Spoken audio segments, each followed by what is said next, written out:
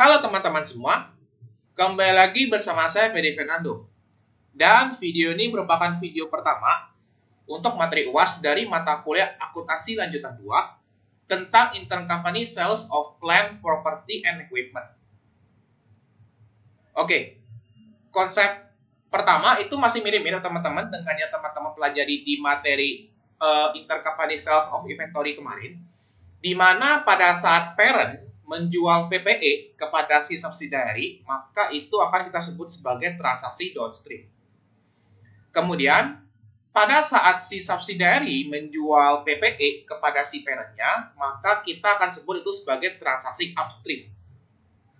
Nah, lalu kalau misalkan si subsidiary jual ke sesama subsidiary di mana mereka ini masih berada di dalam satu parent yang sama, maka kita akan sebut sebagai transaksi horizontal. Teman-teman, dalam transaksi PPE ini konsepnya mirip seperti transaksi inventory kemarin, di mana transaksi antara parent dengan subsidiary itu perlu dieliminasi. Nah, hal ini bertujuan untuk apa, teman-teman? Agar nilai PPE beserta dengan depresiasinya itu bisa disajikan secara tepat di dalam consolidated balance sheet. Ya, consolidated financial statement itu di bagian balance sheet-nya. Nah, untuk di chapter ini, kita nggak belajar lagi untuk nyusun gimana work paper-nya, tetapi kita hanya akan membahas mengenai jurnal eliminasi dari si transaksi PPE ini, teman-teman, seperti itu. Oke, seperti yang kalian pelajari di akuntansi dasar, ya, pada saat kita atau perusahaan menjual PPE, ya, menjual PPE ke perusahaan lain, itu pasti yang timbul yang namanya gain atau loss, teman-teman. Nah, ini dalam konteks intercompany sales of PPE ini harus dieliminasi karena transaksi antara parent dengan subsidiary apapun jenisnya itu bakal kita hapus atau kita bakal offset dan dianggap seolah tidak pernah ada. Oke. Nah, untuk kondisi di mana perusahaan mengalami gain, ya, gain itu kan saldo normalnya ada di kredit ya teman-teman ya, ada di kredit saldo normalnya. Berarti kalau misalkan kita ingin hapus atau kita ingin bikin jurnal eliminasinya, maka kita akan masukin gain on sale-nya di sisi debit. Dengan jurnal di sisi kredit itu adalah fixed asset. Jadi kita balik, teman-teman. Nah, jurnal yang pertama ini ya, gain on sale pada fixed asset itu merupakan jurnal di tahun yang bersangkutan atau di tahun pertama pada saat terjadi penjualan PPE. Nah, kalau misalkan transaksi ini kita ingin bikin jurnal eliminasinya lagi di tahun-tahun berikutnya atau kalau di PPT saya itu subsequent year, maka kita akan menggunakan metode ya sesuai dengan metode yang ada di soal, entah itu cost atau partial equity method, atau metode kedua itu ada yang namanya equity method. Nah, untuk jurnalnya pada saat pembahasan problem nanti saya bakal jelasin logikanya kenapa jurnalnya di seperti ini. Kemudian untuk transaksi loss ya, kalau misalkan dia jual dan kebetulan terjadi rugi.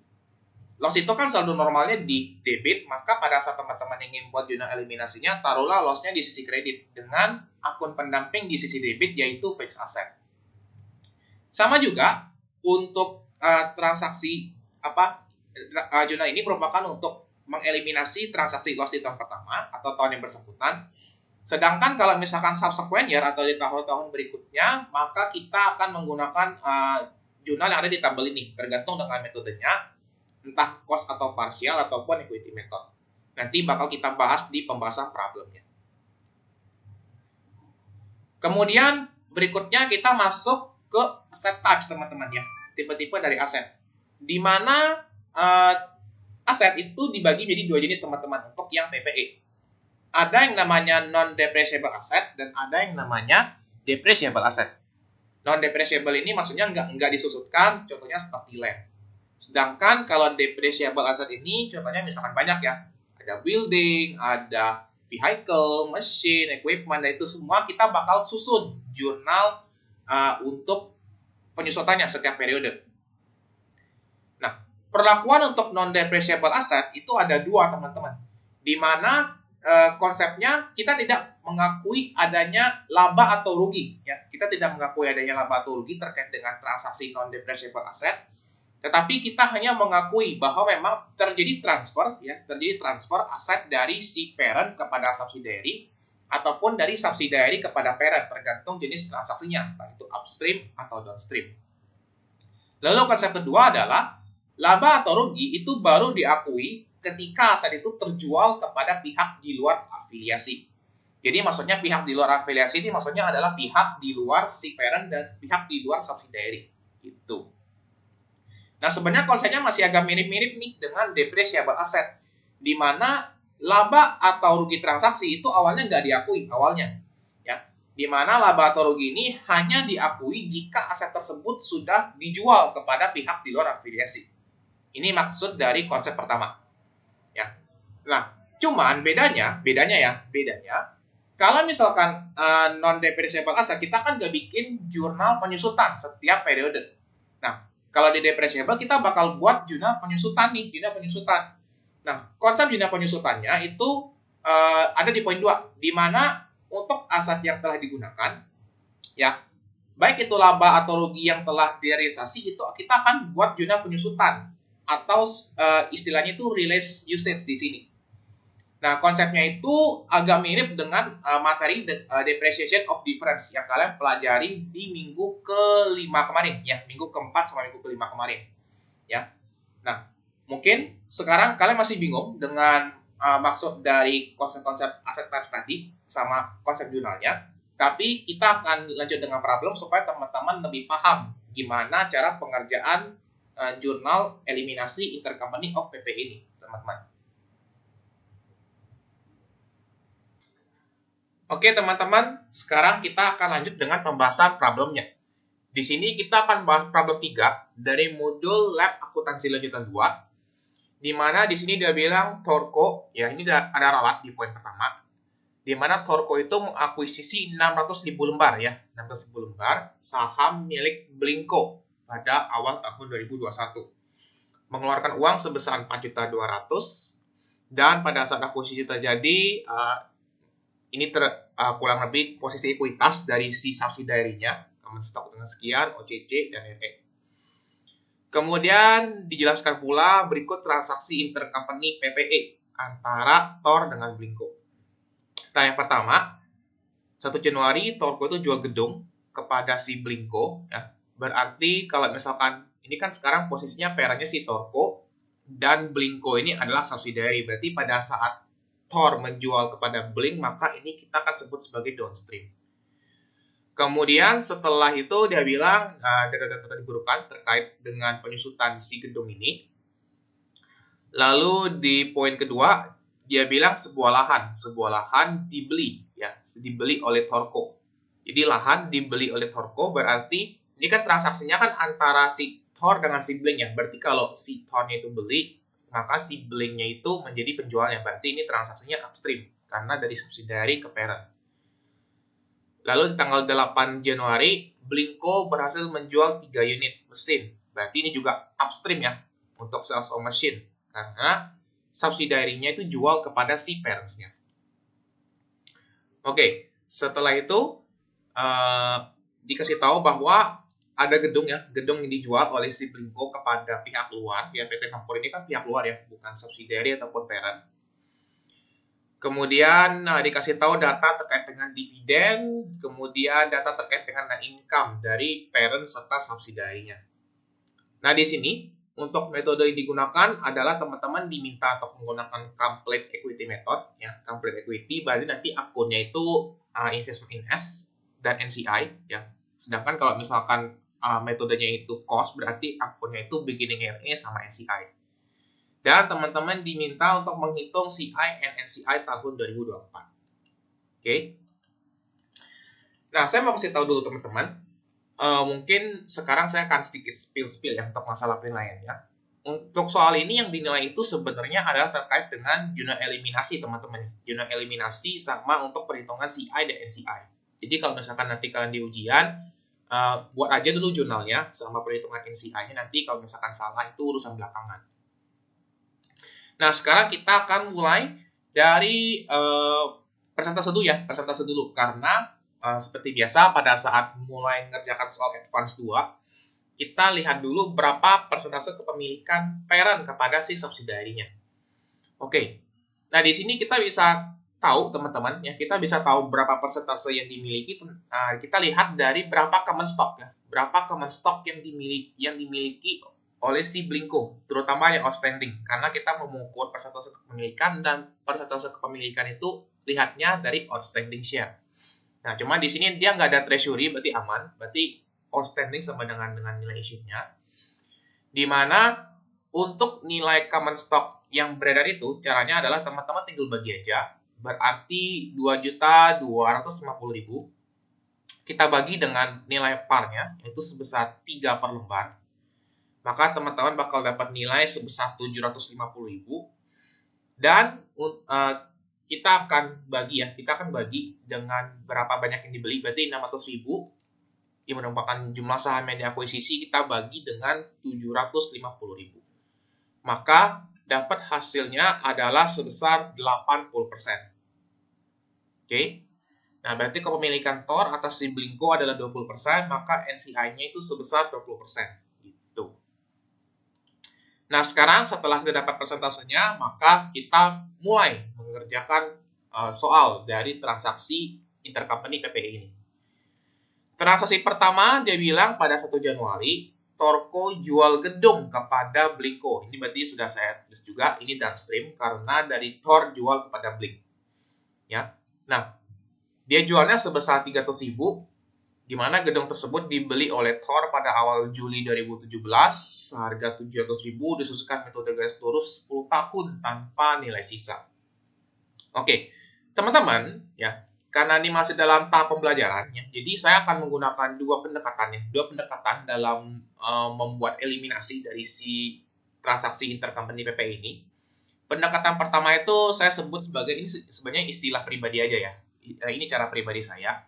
Pendekatan pertama itu kita pakai yang namanya pendekatan jurnal, ya, pendekatan jurnal.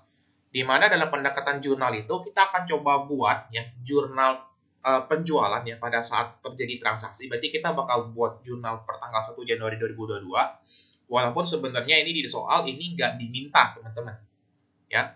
Nah, kita akan buat jurnal dari sisi parent serta sisi subsidiary-nya pada saat terjadi penjualan dari si building ini. Oke. Nah, karena si parent jual ke si Blinko, maka otomatis bagian jurnal si parent bakal lebih gede ya, bakal lebih compound, bakal lebih banyak. Di mana pada saat si parent jual gedung kepada si Blinko, maka buildingnya bakal kita kreditin ya. Building bakal kita kreditin.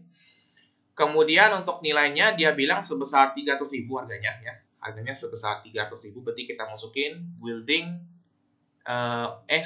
buildingnya 300.000 itu untuk yang si subsidiary ya. Jadi nilai buildingnya kita lihat, nilai building yang dimiliki Thorco itu sebesar 700.000 pada saat dia mulai beli. Berarti buildingnya kita masukin 700.000. Kemudian untuk nilai yang diterima ya pada saat dia jual gedung kepada Blinko itu harganya 300.000. Berarti 300.000 ini bakal masuk ke nilai cash-nya. Ya, ada penjualan, dia terima sebesar 300.000. Kemudian seperti di AD2, pada saat kalian akan memberhentikan atau mendispose suatu aset tetap, maka kalian akan hapus accumulated depreciation-nya di sebelah debit. Nah, nilai ini nih yang perlu kita cari ya, nilai ini yang perlu kita cari terlebih dahulu. Di mana untuk nilai penyusutannya, di sini saya berada dulu untuk menghitung nilai penyusutannya. Untuk nilai penyusutannya, di sini dia bilang bahwa gedung tersebut dibeli pada awal tahun pada Juli 2017 ya. Berarti dari Juli 2017 kita bakal hitung sampai ke tanggal 1 Januari 2022 untuk accumulated depreciation-nya. Penyusutan dengan metode garis lurus 10 tahun tanpa nilai sisa. Maka kita coba hitung dulu berapa penyusutan per tahunnya, di mana untuk penyusutan per tahunnya berarti kita tinggal bagi aja nih ya, kita tinggal bagi aja. Harga belinya sebesar 700.000 kita bagi dengan 10 yang merupakan total masa manfaat si buildingnya ini. Oke. Nah, berarti kita dapat nilai penyusutan per tahunnya itu sebesar 70.000 ya, 70.000. Nah, setelah kita dapat penyusutan per tahunnya sebesar 70.000, maka saatnya kita cari nih berapa jumlah ya, berapa jumlah waktu dari pada saat dia beli pada Juli 2017 sampai ke tanggal 1 Januari 2022. Oke, cara ngitung DP-nya gini teman-teman. Berarti kita masukin ya, untuk tahun 2017-nya dulu. 2017-nya kan dari bulan Juli ya teman-teman ya, dari bulan Juli. Dari Juli 2017 sampai ke 31 Desember 2017, kalau teman-teman hitung itu jangka waktunya ada selama 6 bulan teman-teman. Ya, dari Juli ke Desember itu ada 6 bulan, berarti kita kaliin untuk tahun 2017-nya berarti 70.000, kita bakal kali dengan 6/12 sesuai dengan jangka waktu di tahun 2017 tersebut. Oke. Nah, kemudian ya, setelahnya kan aman ya teman-teman ya. Setelahnya nggak ada perhitungannya ribet-ribet lagi karena di tahun 2018, 2019, 2020, dan 2021 berarti ada jangka waktu selama 4 tahun teman-teman. Jangka waktu selama 4 tahun itu aman teman-teman karena dari 2018, 2019, 2020, 2021 itu full semuanya setahun. Makanya langsung aja kita kalikan 70.000 dikali dengan 4. Ya. Ini cuma untuk perhitungan kasar aja. Jadi kalau misalkan kalian mau langsung tulis angkanya berapa di kertas ujian juga nggak masalah, nggak kalian tulis juga nggak masalah. Karena lagi-lagi ini sifatnya itu optional, cuman untuk mempermudah kalian pada saat buat eliminasinya. Sehingga untuk total penyusutan ya, total penyusutan dari si buildingnya ini sebesar 315.000. Jadi kita masukin 315.000 accumulated depreciation of buildingnya. Nah, sekarang ketahuan nih ya, sekarang udah bisa lihat ya. Kalau yang namanya kita jual atau kita jual atau kita tukar atau kita berhentikan suatu aset tetap, maka itu pasti muncul kalau nggak gain ya loss ya teman-teman ya. Kita lihat di sini. Kalau kita total debitnya itu ya, kalau kita total debitnya itu berarti kita jumlahin ini ditambah dengan ini, maka teman-teman bisa lihat nih. Maka teman-teman bisa lihat bahwa nilai sisi debitnya adalah 615.000. Sedangkan nilai buildingnya di sisi kredit sebesar 700.000. Maka di sini teman-teman bisa mengindikasikan, ya sebenarnya kalau misalkan ini angkanya kan masih gampang-gampang ya, masih bisa dilihat ya. 3 ditambah 3, berarti belum nyampe 700.000. Maka terjadi yang namanya loss atau rugi. Ya, maka teman-teman tulis di sini loss on sale. Untuk nilainya berarti teman-teman tinggal selisihin aja. 700.000 dikurangin dengan 300.000 dan dikurangin dengan 315.000. Maka dapatlah nilai loss on sale dari penjualan building ini sebesar 85.000. Ini dari pihak parentnya. Kemudian sekarang kita coba buat jurnal dari sisi subsidiary-nya. Berarti kalau subsidiary gampang ya teman-teman ya. Dia nggak tahu ada untung atau rugi segala macam. Pokoknya intinya dia beli building aja. Maka jurnalnya adalah building pada cash. Oke, nah untuk pihak pembeli memang gampang teman-teman jurnalnya, karena memang kita cuma catat beli pakai uang kas. Ya, biasanya kayak gitu kalau di soal intercompany PPI ini. Maka nilainya adalah sebesar 300.000 sesuai dengan nilai di soal ya. Karena dia bilang dia si store jual ke Blink seharga 300.000, maka kita masukin building pada cash 300.000. Ini pendekatan pertama teman-teman pada saat kalian mau susun jurnal eliminasinya. Ini pendekatan pertama. Ini sebenarnya cara lambat teman-teman untuk yang bikin jurnal, karena jurnal ini memang sebagai dasar kenapa nanti di jurnal eliminasi jurnalnya bakal demikian. Oke. Nah, sekarang ini ada cara kedua teman-teman, dan cara ini memang cukup singkat. Ini mungkin bagi teman-teman yang memang mau langsung pakai cara cepat aja deh biar enggak wasting time pada saat di ujian. Perhitungannya pakai perhitungan ya teman-teman, pakai perhitungan biasa aja, nggak ada trik-trik ribetnya. Dimana untuk untuk perhitungannya kita masukin berapa cost dari si mesin ya, cost si mesin per 1 Juli 2017 ya, dimana nilainya sebesar 700.000 sesuai dengan nilai yang ada di soal. Kemudian kita kurangin karena tadi kita udah cari accumulated depreciation-nya, maka kita tinggal kurangin cost dengan si accumulated depreciation sehingga dapatlah book value pada saat dia jual di 1 Januari 2022. Berarti 700 kita kurangin dengan 315. Maka dapatlah book value-nya sebesar 385.000. Baru kita masukin nih. Kita masukin selling price-nya adalah sebesar 300.000 sesuai dengan keterangan di soal.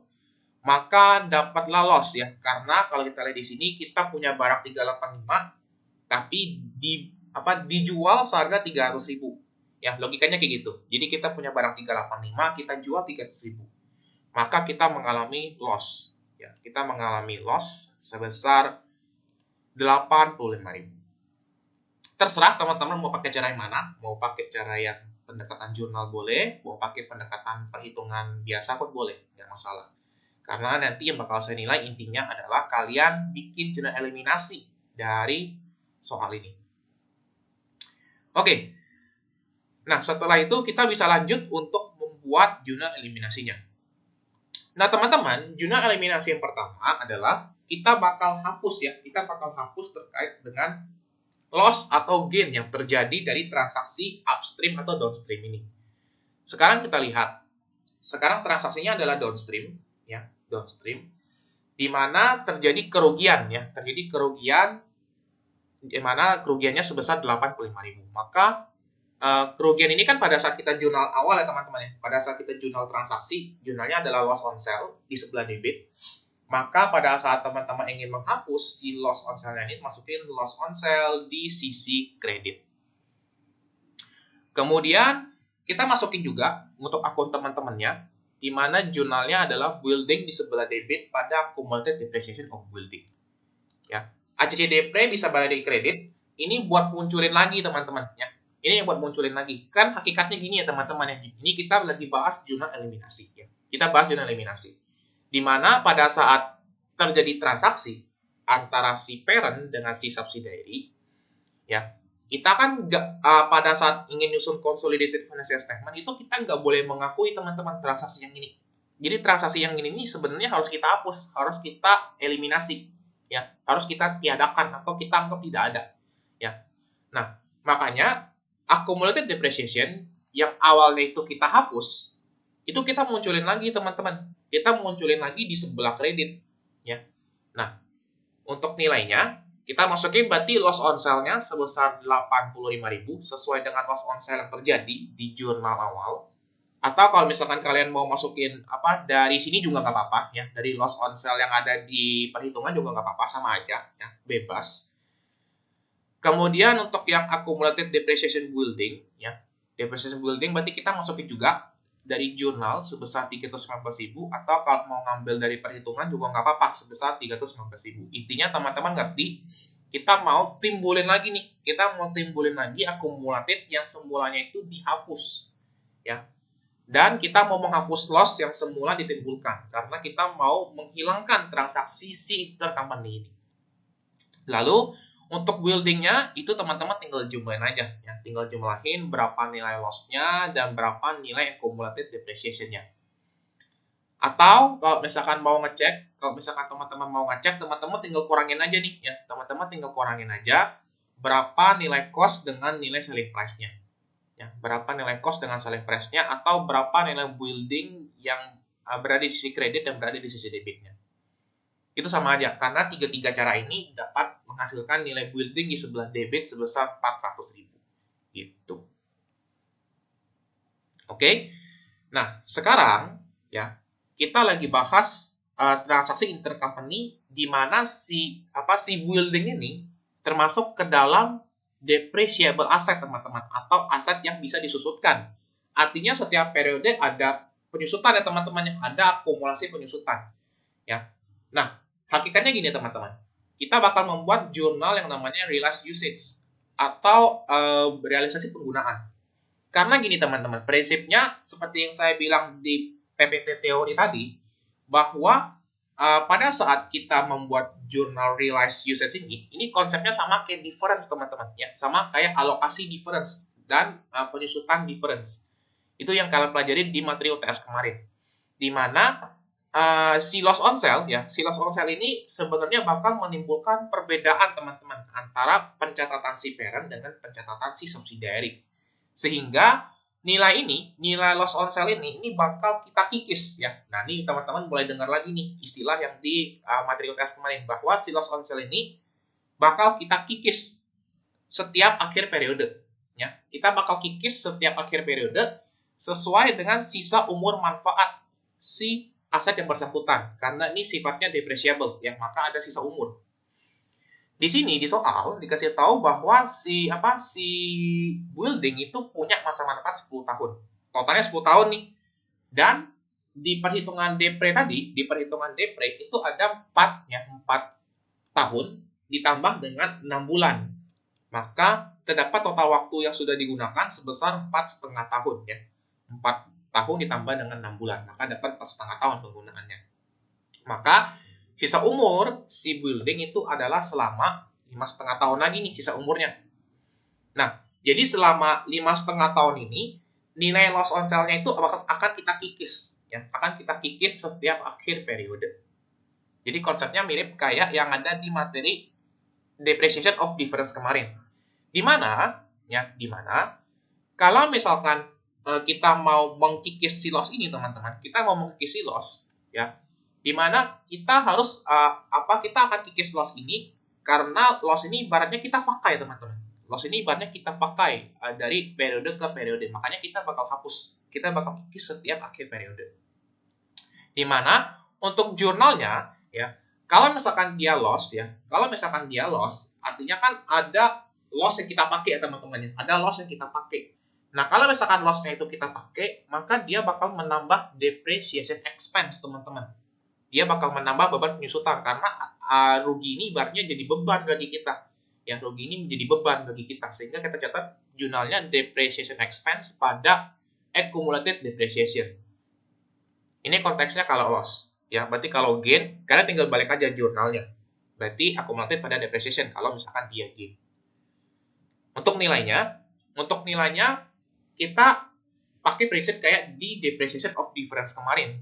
Di mana untuk nilainya kita tinggal bagi aja nih. Kita tinggal bagi aja loss on sale-nya sebesar 85.000. Yang 85.000 kita bakal bagi dengan sisa umurnya, yaitu selama 5,5 tahun. Oke.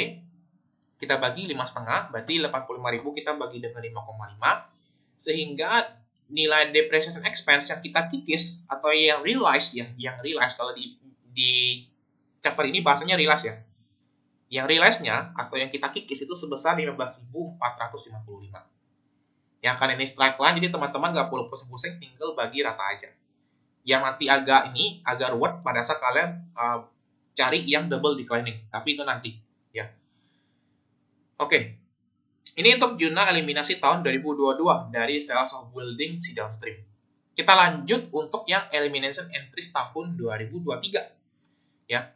Untuk 2023, ya, konsepnya masih sama, teman-teman. Di mana teman-teman masukin nilainya, itu ada building, ya. Building di sebelah debit. Buildingnya nilainya sebesar 400.000 sesuai dengan keterangan yang ada di soal. Kemudian untuk loss on sale, ya, ini kan downstream, ya, teman-teman, ya. Downstream artinya si parent jual kepada si subsidiary, artinya orang tua jual ke anak. Nah, pada saat orang tua jual ke anak, ini konsepnya sama kayak yang di materi intercompany inventory kemarin, ya. Saat parent jual ke subsidiary, itu parent berhak mengakui, ya. Parent berhak mengakui seluruh laba, ya. Parent berhak mengakui seluruh laba atau rugi yang terjadi atas penjualan tersebut. Makanya di jurnal ini, di jurnal yang 2023 ini tidak muncul yang namanya NCI, teman-teman. Tidak muncul yang namanya investment dan NCI, tapi munculnya investment in S doang. Karena ini transaksinya kalau teman-teman lihat lagi ini downstream dari parent ke subsidiary, sehingga tidak muncul akun NCI. NCI itu hanya muncul sama konsepnya kayak yang di intercompany inventory kemarin pada saat si subsidiary jual ke parent.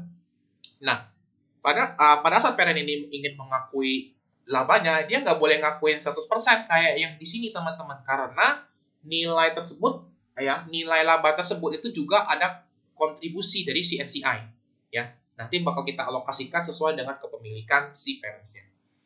Oke. Nah, balik ke jurnal ini, kita hanya masukin investment in S karena ini downstream, jadi parent berhak mengakui semuanya, baik itu loss atau gain. Di mana untuk nilai investment in S, ya, kita pakai investment in S karena ini metodenya complete equity method. Maka kita masukin investment in S nilainya sebesar 85.000. Dan untuk akumulatifnya masih sama sebesar 315.000. Jadi ini kalau kalian balik ke chapter depreciation difference kemarin, ini kayak jurnal allocation-nya teman-teman. Jadi setiap tahun dia sama angka-angkanya. Cuman yang bedain nanti ini terkait dengan si akun loss atau gain yang tinggal dialokasikan, entah ini masuk ke investment, entah ini masuk ke beginning area, tergantung metodenya. Gitu. Kemudian berikutnya kita masuk ke realized usage lagi ya, karena jurnal ini bakal kita bikin konsisten setiap akhir periode, karena ini masuk ke aset depreciable ya. Nah, kita bakal kikis di mana untuk jurnalnya, ini kan sudah jalan 1 tahun ya teman-teman, yang sudah jalan 1 tahun. Sehingga kita masukin akun investment in S dengan depreciation expense ya. Nah, untuk depreciation expense-nya ini untuk mengakui depresiasi yang terjadi di tahun ini, di tahun 2023. Dan untuk investment in S ini dia konsepnya untuk mengakui di tahun-tahun sebelumnya. Ya, kalau tahun-tahun sebelumnya kita pakai investment in S, kalau misalkan untuk tahun ini kita pakai expense akunnya pada accumulated depreciation. Ya, formatnya sama, mirip-mirip dengan yang di tahun sebelumnya, karena ini kita loss ya. Jadi kalau loss itu terrealisasi itu bakal jadi beban bagi kita. Makanya kita catat jurnal depre investment in S pada accumulated, cuman bedanya investment ini untuk akun di tahun sebelumnya, sedangkan expense-nya untuk di tahun ini. Nah, untuk penyusutan tahun ini ya sama aja, tinggal dibagi aja dengan sisa muat manfaatnya, berarti 85.000 yang merupakan loss-nya kita bagi dengan sisa muat manfaatnya selama 5,5 tahun, maka dapat lagi nilainya sebesar 15.455. Lalu hanya muncul investment in S saja karena ini downstream, berarti parent berhak mengakui seluruhnya. Ya, maka kita masukin 15.455, ini kita ambil dari depreciation expense yang terjadi tahun sebelumnya. Dan untuk akumulatifnya itu tinggal kita totalin aja. Berarti 15.455 kita kali dengan 2. Ini juga untuk mengakui loss yang terrealisasi karena adanya pemakaian. Lanjut, berikutnya kita masuk ke elimination entries tahun 2024. Ya. Nah, teman-teman, untuk jurnal di tahun 2024 ini kita nggak bikin lagi kayak ini. Karena kalau teman-teman baca soalnya, yang teman-teman baca soal di paling bawah dia bilang gedung itu ternyata dijual ya. Gedung itu ternyata dijual oleh si subsidiary. Jadi setelah dia dari parent jual ke subsidiary jual lagi teman-teman ke orang luar, yaitu si PT Makmur. Ya, jadi PT Makmur ini pihak di luar afiliasi atau pihak di luar parent dan subsidiary. Makanya setelah kita jual ke pihak luar, baru kita boleh akuin teman-teman. Baru kita boleh akuin nih berapa sih gain atau loss-nya. Ya, baru kita boleh akuin berapa gain atau berapa loss-nya. Jurnalnya adalah loss on sale pada investment in S. Ya. Kenapa loss kok istilahnya? Kenapa loss istilahnya? Karena gini teman-teman. Ya. Karena gini. Kita kan berhak mengakui loss atau gain itu pada saat kita jual ke pihak eksternal. Ya. Jadi kalau misalkan di kasus soal ini kan dia loss ya teman-teman ya. Maka pada saat dia jual pun jurnalnya bakal loss teman-teman. Jurnalnya bakal loss juga. Kalau misalkan kalian ketemu di soal lain nih, misalkan awalnya dia jualnya gain, ya dia jualnya gain, tapi ternyata si parent atau si subsidiary setelah dia jual itu dia rugi teman-teman. Jadi misalkan parent kayak gini ya, misalkan Thor jual ke Blink. Nah Blink jual ke Makmur, anggaplah si Blink ini kemudian rugi. Nah, itu urusannya si Blink, teman-teman. Urusannya si Blink terjadi kerugian. Intinya, kalau misalkan di awalnya itu udah terjadi gain, ya, maka jurnal yang ada di sini pun bakal investment in S pada gain, teman-teman. Seperti itu. Ya. Jadi, dia linear. Jadi, kalau misalkan yang satu loss, maka ke bawahnya pun bakal loss juga, teman-teman. Semua jurnalnya pasti kita bakal eliminasi si loss-nya ini. Dan pada saat dia realize pun, dia semuanya bakal loss juga, teman-teman. Seperti itu. Nah, sekarang untuk nilainya. Nah, teman-teman, untuk nilai loss on sale pada investment ini, kita nggak boleh langsung masukin. Mungkin kalian mikir ya, oh berarti pada saat dia jual building, ya udah kok, kita langsung masukin aja nih berapa loss yang terrealisasi, karena building cuma satu. Berarti kita langsung masukin aja kok, berarti loss on sale 85, pada investment in S 85. Itu konsep yang salah, teman-teman. Itu konsep yang salah. Ya. Kita nggak boleh langsung masukin di sini 85.000 misalkan. Kita nggak boleh. Karena gini teman-teman. Pada saat kita itu jual pada saat si Blink ini jual ke PT Makmur ya. Nah, itu udah jalan teman-teman. Waktu udah jalan selama 1,5 tahun ya di sini ya, kurang lebih ya. 1,5 tahun ya. 2 tahun, sorry. Waktu udah jalan 2 tahun. Terhitung sejak si Tor ini jual kepada si Blink-nya. Jadi udah jalan 2 tahun. Dan selama 2 tahun itu, kalau teman-teman ingat tadi, kita bikin jurnal realized usage 2 kali. Nah, jadi nilai loss-nya ini bakal kita selisihin dengan nilai usage yang telah terjadi. Ya. Jadi 85.000 kita bakal kurangin dengan realized usage di tahun 2022 dan realized usage yang terjadi di tahun 2023 gitu. Berarti 85.000 ini nggak boleh nih langsung dimasukin, tapi kita kurangin dulu. Berarti 85.000 kita kurangin dengan depresiasi yang terjadi di tahun 2023 yang sebesar 15,55. Nanti kan ini kan ujung-ujungnya lari ke investment in S ya. Makanya untuk saya nggak repot-repot scroll, jadi saya langsung masukin aja investment in S. Dikurangin lagi dengan depreciation expense yang terjadi di tahun 2023. Ya, atau misalkan kalau mau cara cepat langsung dikurangin aja. 85 kita kurangin dengan ACC depre dari tahun terakhir. Itu sama aja. Intinya kita akan mengurangi nilai loss-nya dengan depreciation expense yang terjadi setiap tahunnya. Oke. Nah, jadi kita kurangin. Berarti 85 kita kurangin dengan accumulated depreciation yang terjadi atau depre per tahun. Maka kita dapat nilai loss on sale yang terrealize itu sebesar 54.091 pada investment in S. Ini jurnal atau tanggal 14 Januari ya. Ini saya salah ketik 14 Januari 2024. Karena dia jualnya di awal tahun, maka aman. Kita nggak perlu lagi buat jurnal eliminasi untuk tiap tahun. Maka kita bisa lanjut untuk jurnal berikutnya terkait dengan land. Ya.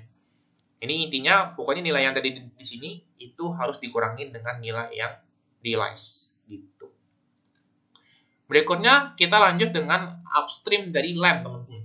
Ya, dia bilang kan bahwa Tor ini dia beli dari si Blink. Karena ini transaksi yang ada di sini hanya seputar Tor dan Blink doang. Jadi Blink jual ke Tor, maka ini transaksinya adalah upstream. Maka si parent bakal mencatat transaksinya dia beli land, maka jurnalnya land pada cash. Dia bilang nilainya sebesar 240.000. Kita masukin nilai land pada cash sebesar 240.000 dari sisi parent.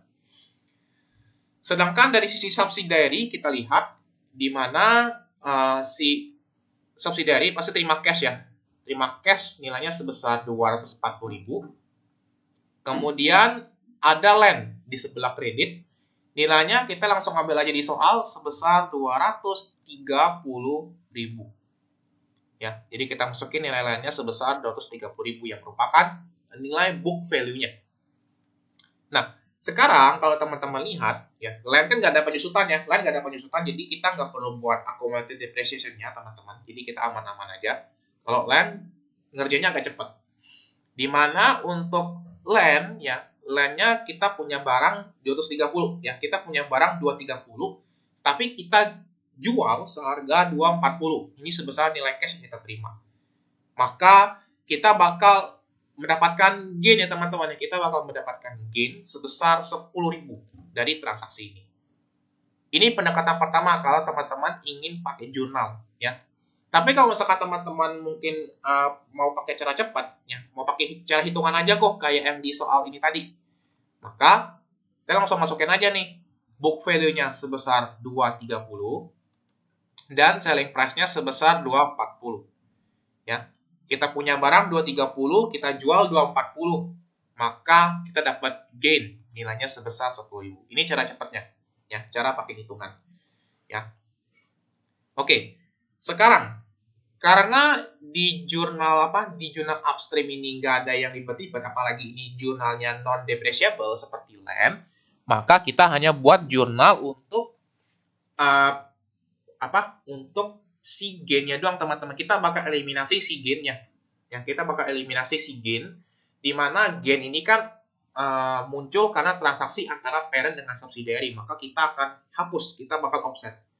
Ya, pada saat transaksi si gain ini bakal timbul di kredit sebesar 10.000, maka kita bakal debitin ya. Kita bakal debitin gain on sale sebesar 10.000. Kemudian kita bagi. Kemudian pada nilai land di sebelah kredit nilainya sebesar 10.000. Ya. Untuk jurnal eliminasi land itu gampang teman-teman, nggak usah ribet-ribet mikirin realize segala macam, tinggal langsung eliminasi aja berapa gain atau loss-nya di tahun itu. Ini jurnal per 31 Desember 2023. Sekarang kita lanjut untuk yang tahun 2024. Enak teman-teman kalau jelasin yang lain. Nah, nggak ribet karena dia hanya menghapus loss atau gain-nya saja. 31 Desember 2024. Di soal dia nggak ada bilangnya bahwa land ini dijual atau segala macam, nggak ada penjualan dan bla bla bla, maka kita bisa langsung aja ya. Kita masukin land-nya di sebelah kredit. Nilainya tetap sama dari tahun sebelumnya, konsisten sebesar 10.000.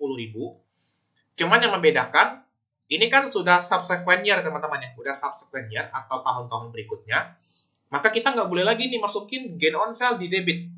Tapi kita bakal ganti ya, kita bakal ganti dengan akun investment in S, karena ini metodenya adalah complete equity method.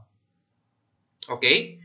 Nah, kemudian kita lihat lagi nih, ini transaksinya adalah upstream ya. Ini konsep upstream teman-teman, konsep upstream di mana upstream itu kita jual barang yang dari subsidiary kepada parent. Maka pada saat si subsidiary jual kepada parent, parent itu tidak berhak untuk mengakui laba atau rugi seluruhnya dari transaksi si upstream ini. Makanya muncul akun NCI ya, muncul akun NCI karena ada sekian persen kepemilikan parent yang tidak masuk sekian persen kepemilikan parent yang tidak menutupi si subsidiary secara keseluruhan. Makanya kita bakal kali ya, 10.000 ini bakal kita kali sesuai dengan proporsi kepemilikan si parent. Maka kita kalikan untuk nilai investment in S-nya, berarti kita kali dengan 80% sesuai dengan kepemilikan parent. Berarti 10.000 kita bakal kali dengan 80% ya. Sehingga dapat nilainya sebesar 8.000. Dan untuk NCI-nya berarti kita tinggal kurangin aja. Berarti 10.000 dikurangin dengan 8.000. Atau kalau misalkan mau pakai cara make sure lagi, berarti teman-teman kalikan 10.000 dikali dengan 20%. Yang 20%-nya dari mana? 20%-nya itu milik si NCI. 20%. Gitu. Oke. Untuk land selesai, nggak ada ribet-ribet karena dia nggak bilang landnya dijual atau segala macam. Nanti berarti kita asumsikan landnya masih berada di pihak si parent-nya. Berikutnya kita lanjut untuk yang mesin upstream. Ya, mesinnya upstream. Tanggal 8 Januari 2024, si Blink berhasil menjual 3 unit kepada Torco, ya, upstream, ya, dari subsidiary jual ke parent. Berarti nanti kalau misalkan di tahun-tahun berikutnya bakal muncul NCI. Kita pakai pendekatannya lambat dulu. Kita pakai pendekatan jurnal. Ya. Dia bilang Blinko berhasil menjual kepada si Torco. Berarti kalau Torco ini beli ya posisinya. Torco beli mesin, ya mesin, maka jurnalnya adalah mesin pada cash. Oke. Nilainya sebesar 175.000 per unit, di mana dia jualnya 3 unit, berarti 175 kita kali dengan 3. Berarti 175.000 kita kali dengan 3. Maka dapat jurnalnya mesin pada cash 525. Kemudian pada saat si subsidiary jual kepada si Torco, berarti si subsidiary bakal menerima uang cash. Nilainya sebesar 525 sesuai dengan nilai yang dibayarkan oleh si parent-nya. Kemudian di sebelah debitnya, jangan lupa juga dimunculkan accumulated depreciation. Ini jurnal pada saat transaksi, di mana pada saat kita transaksi jual itu, kita bakal hapus si accumulated depreciation-nya. Kemudian di sebelah kreditnya itu ada mesin. Ya. Ada mesin, di mana dia bilang mesin tersebut dibeli pada tanggal 1 Januari 2022 dengan total nilai 780.000. Berarti kita masukin 780. Nah, sekarang kita bakal coba menghitung penyusutannya. Di mana untuk penyusutannya dia bilang disusutkan selama 5 tahun, metode saldo menurun ganda. Oke, metode saldo menurun ganda. Nah, teman-teman, kita bakal hitung dulu rate penyusutannya, di mana rate penyusutannya itu berarti, seperti biasa ya, kalau ngitung double declining, berarti 100% kita bagi dengan 5, kemudian kita kali dengan 2. Oke, nah maka dapatlah rate-nya sebesar 40%, ya, 40% untuk per tahun. Oke, nah sekarang kita mau coba hitung nih berapa depresiasinya. Di mana depresiasi di tahun 2000 dia belinya kan mulai tanggal 1 Januari 2022 ya. Dia mulai belinya tanggal 1 Januari 2022, berarti per tanggal tersebut udah bisa disusutin. Maka kita hitung penyusutan tahun 2022 serta tahun 2023-nya ya. Karena dia bilang dia jualnya itu tanggal 8 Januari 2024. Berarti tahun 2023 masih full juga penyusutannya. Maka kita hitung nilainya. Berarti kita masukin 780.000, kita kali dengan penyusutan per tahunnya sebesar 40% untuk yang di tahun 2022, berarti 780, kita kali dengan 40%, sehingga dapat nilainya adalah sebesar 312.000. Lalu untuk tahun 2023-nya, berarti kita cari dulu book value-nya. Caranya kita kurangin 780, kita kurangin dengan penyusutan di tahun sebelumnya, 312. Kemudian kita kalikan juga dengan rate-nya, yaitu 40%, sehingga dapat nilai penyusutan tahun 2023, 187.200. Maka, teman-teman dapat nilai total accumulated depreciation-nya itu adalah sebesar 499.200, tinggal dijumlahin aja, 312 tambah 187.200. Kemudian kita masukin accumulated depreciation-nya 499.200. Nah, ini kalau teman-teman lihat, berarti terjadi ini ya teman-teman. Kita jumlahin aja ya. Kita jumlahin yang di sebelah debitnya. Yang di sebelah debitnya itu adalah sebesar ini ditambah dengan ini. Maka kita dapat nilainya sebesar 1.024.200. Di sebelah debitnya 1024 teman-teman. Maka di sebelah kreditnya ya, berarti kan di sebelah kredit kurang nilainya, di sebelah kreditnya kurang, maka kita bakal masukin ke akun gain on sale sebesar 244.200. Nah, nilai inilah yang bakal kita susutin setiap akhir periode. Ini cara pertama, pendekatan pertama kalau kita pakai jurnal. Kalau kita pakai pendekatan hitungan biasa, ya berarti kita tinggal masukin nih. Ini kan dia bilang dia belinya itu per tanggal 1 Januari 2022. Berarti kita masukin cost per 1 Januari 2022 sebesar 780. Lalu tadi kan kita udah ngitung ya kebetulan ya. Kebetulan kita udah ngitung berapa penyusutan dan berapa accumulated depreciation-nya.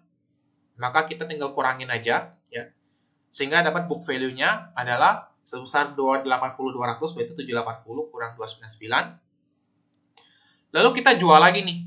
Kita jual lagi ya, si subsidiary jual lagi ke parents-nya seharga 525. Ini 525 kita dapat dari 175. Kita kali dengan 3. Kemudian dapatlah gain on sale. Karena kita punya barang 280 dan 400, kita jual 525. Ini untuk gede ya teman-teman. Ini untuk gede. Masuk gain on sale, nilainya sebesar 244.200. Terserah mau pakai pendekatan yang mana, saya nggak masalah. Yang penting teman-teman isi bagian elimination entries-nya. Nah, sekarang ini kan dia jualnya ini tahun 2024, teman-teman. Maka kita buat jurnal eliminasinya pun per akhir tahun 2024. Ya. Cuma nanti bakal saya tambah bonus, teman-teman. Saya bakal tambah bonusin untuk tahun 2025. Event itu nggak diminta di soal karena ini buat kalian pahamin konsep NCI sama konsep akun investment in S atau beginning RE. Karena kan sebenarnya perbedaan metode itu cuma beda nama akun doang sebenarnya. Oke, sekarang kita masuk untuk jurnal pertama, yaitu jurnal untuk hapus si gain atau loss-nya. Ya. Nah, sekarang si gain itu posisinya ada di sisi kredit teman-teman ya. Pada saat gain itu bertambah ada di sebelah kredit, maka kita bakal hapus di sisi debit. Maka ada jurnal gain on sale. Kemudian kita masukin accumulated depreciation. Jadi accumulated depreciation yang semulanya kita hapus, kita bakal munculin lagi ya, karena ini transaksi intercompany, maka kita munculin lagi di mana nilai gain sama nilai accumulated-nya tinggal mengikuti yang ada di jurnal ataupun nilai yang ada di sini. Ya, gain-nya sebesar 244, accumulated-nya sebesar 499,200. Selisihnya masukin ke akun mesin sebesar 255.000. Atau misalkan kalau mau cross check lagi tinggal dikurangin aja ini dikurangin dengan ini atau ini dikurangin dengan ini. Sama aja hasilnya teman-teman. Cuma untuk nomor waktu saya saranin kalau misalkan kalau udah pede angka gain sama accumulated-nya tinggal diselisin aja. Gitu. Kemudian berikutnya adalah kita bakal membuat ya karena ini depreciable maka kita bakal membuat journal realized usage. Nah, konsepnya kebalik ya sama yang di awal tadi ya, kebalik. Ini kan yang di jurnal ini ya, tanpa memperhatikan upstream atau downstream ya teman-teman ya, tanpa perhatiin upstream atau downstream. Ini kan di jurnal awal ini loss ya. Sedangkan di jurnal ini dia gain ya, di jurnal ini dia gain soalnya. Nah, maka untuk jurnal realize-nya pun kebalikan teman-teman ya. Pada saat si gain ini terrealisasi, maka dia akan mengurangi ya, dia bakal mengurangi nilai depreciation expense kita. Berarti kita masukin depreciation expense di sebelah kredit karena kita mengurangi nilai depreciation expense, dan di sebelah debitnya itu adalah accumulated depreciation machine. Oke, jurnal ini untuk mengakui berapa nilai gain yang telah realisasi karena waktu sudah berjalan teman-teman, berarti ada pemakaian dan itu harus kita susutin. Nah, kemudian ada konsep penting di sini ya. Kalau di soal yang atas tadi, ini dia pakainya strike line teman-teman. Gampang, tinggal dibagi aja nih sama sisa umurnya yang 5,5 tahun tadi. Tapi sekarang di metode ini dia pakainya double declining teman-teman, di mana dia pakainya itu rate per tahun. Dia pakai rate, berarti berapa persen. Dan khusus untuk metode double declining teman-teman ya. Khusus untuk metode double declining, kalian harus pakai rate yang awal ya. Harus pakai rate yang dia masih tahun full teman-teman ya. Jadi pas misalkan dia 10 tahun, berarti pakailah rate-nya 20%. Kalau misalkan rate-nya 5 tahun, pakailah 40% dan seterusnya. Tergantung berapa jangka waktu full si aset tersebut. Ya. Jadi beda sama yang strike line tadi. Kalau strike line tadi dia kayak si difference. Ya, strike line tadi sama kayak si difference yang di materi UTS kemarin, di mana kita langsung masukin sisa umurnya. Jadi kita nggak peduli berapa fullnya, pokoknya kita intinya baginya per sisa umur manfaat. Sedangkan kalau double declining dia beda. Kita pakai rate yang awal. Jadi teman-teman nggak perlu pusing ngitung berapa sisa umurnya. Intinya pakai aja rate yang awal ya, supaya rate-nya ini tetap konsisten dari tahun ke tahun yang disusutinnya. Berarti untuk nilai gain yang terrealisasi di tahun ini, maka teman-teman tinggal kali aja nih. Tinggal dikali aja, berarti ya 244.200 yang merupakan gain-nya kita kali dengan 40%. Ya, kita kali dengan 40% sesuai dengan rate awalnya. Sehingga dapatlah nilainya sebesar 97.680. Oke. Nah, ini untuk mengakui gain yang telah terrealisasi. Sekarang sebenarnya ini udah kelar untuk yang jurnalnya ya. Cuman saya tambahin bonus untuk 1 tahun lagi supaya videonya agak lengkap ya. Videonya agak lengkap ya. Karena nanti kalau misalkan saya nggak lanjutin, kalian akan bingung untuk bagian NCI sama investment in S itu mainnya gimana. Sekarang anggaplah soalnya dibilang minta sampai 2025 untuk yang ini. Ya. Nah, untuk jurnalnya masih sama ya. Untuk yang pertama kita bakal eliminasi si gain-nya. Berarti kita masukin ada mesin di sebelah debit dan akumulatifnya di sebelah kredit. Nilai mesin dan yang akumulatifnya tetap sama, sebesar 255 sama 499. Hanya saja yang membedakan adalah gain on sale. Karena gain on sale ini kan masuk ke akun sementara atau akun temporary.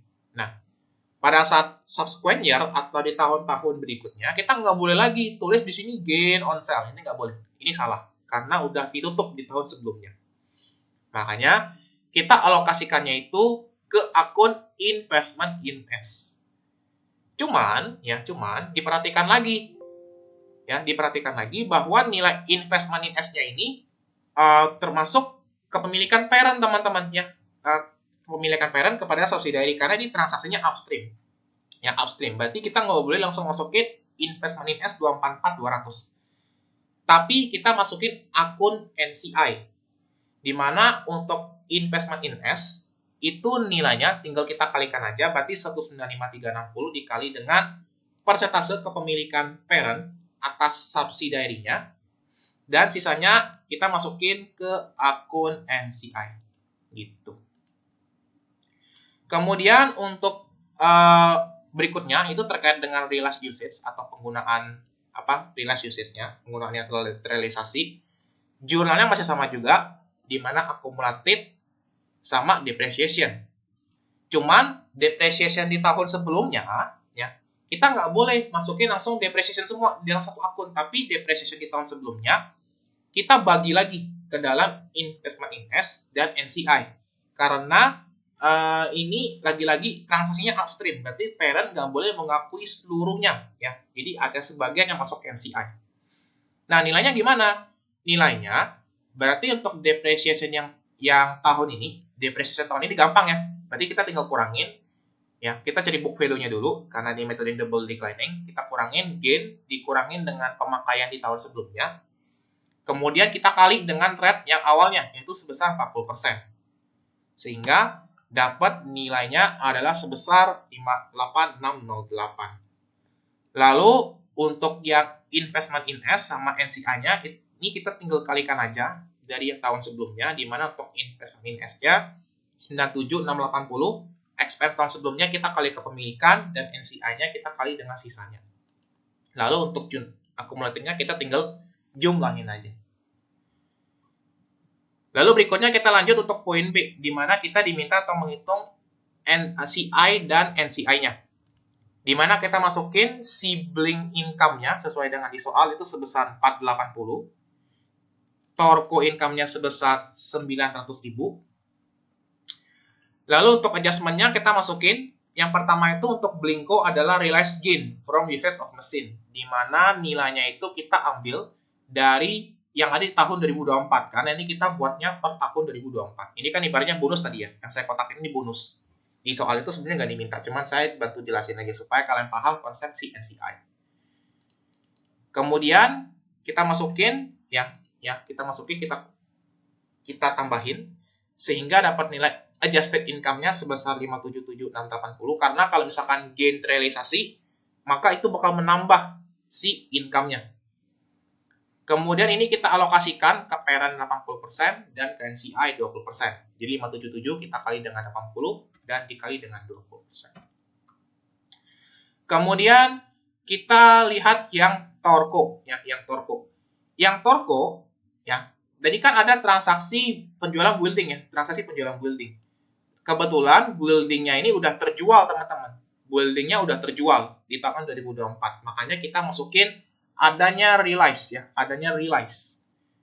Realize udah terjadi. Kalau dia terjual, maka kata-katanya kita ganti menjadi realized loss from sale of building, bukan usage lagi.